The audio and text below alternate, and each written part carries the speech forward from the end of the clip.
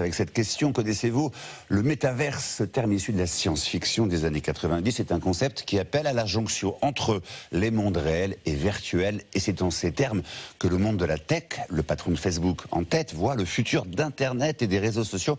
Un monde virtuel et ultra réaliste. On fait le point ce soir avec Vicky Bogart. Alors Vicky, définition, d'où vient le mot métaverse précisément? Le terme vient d'un livre de science-fiction, Le Samouraï virtuel, écrit dans les années 90 par un auteur américain.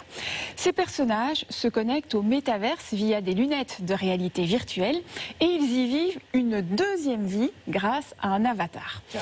Oui, cela a inspiré d'autres œuvres de science-fiction comme les films Ready Player One ou encore Matrix, où l'univers virtuel est tellement réaliste que les humains sont persuadés de vivre dans le monde réel.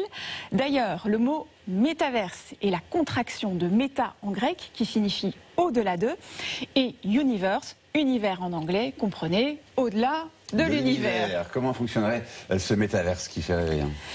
Imaginez, Xavier, que vous traversez l'écran de votre ordinateur grâce à un casque ou des lunettes de réalité virtuelle pour vous retrouver dans un univers parallèle où se connecteraient des millions d'humains. Ouais. Vous auriez votre propre avatar, vous aussi. Et vous pourriez aller danser en boîte de nuit, par exemple, avec des amis, ou encore travailler.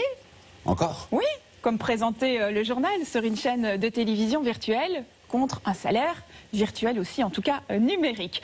Vous pourriez acheter des vêtements virtuels ou encore construire une maison contre de la crypto-monnaie. Tout cela sans sortir de chez vous. Alors évidemment, ce projet n'intéresse pas que Facebook. Tous les géants du web et du jeu vidéo sont sur le coup et investissent déjà des sommes colossales.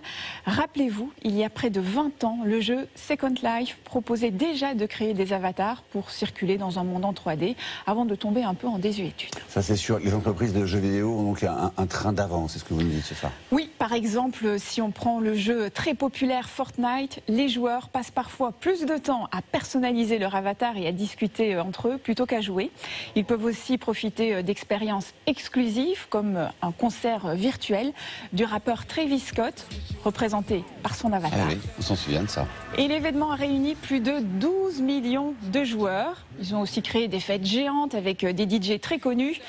Mais les défis technologiques pour la création d'un métaverse avec des millions d'avatars restent énormes. Il faut encore patienter 5 à 10 ans, si l'on en croit le patron de Facebook. Et en même temps, on n'est pas super pressé. Hein. Oh, ça dépend, ça peut être intéressant. Ok, merci beaucoup Vicky.